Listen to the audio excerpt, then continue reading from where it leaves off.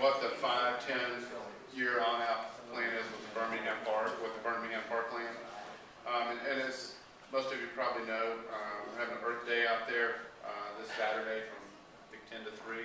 So if any of you have not been out there to that parkland, I would suggest you go out, try to stop by. It's beautiful land.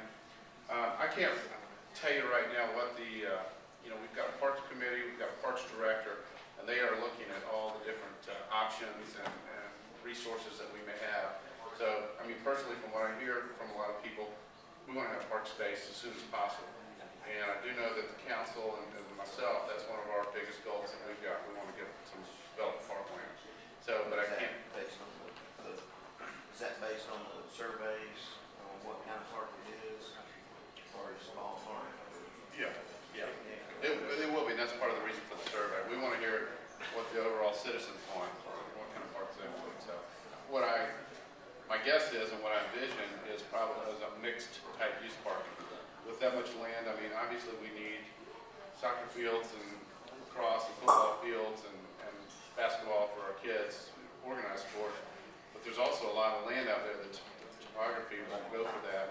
So we also want to have a lot of trails and picnic areas and just kind of nice hassle type parks too. So I envision kind of a mix where there's a little bit of everything, but it can be separated enough to have a really nice field.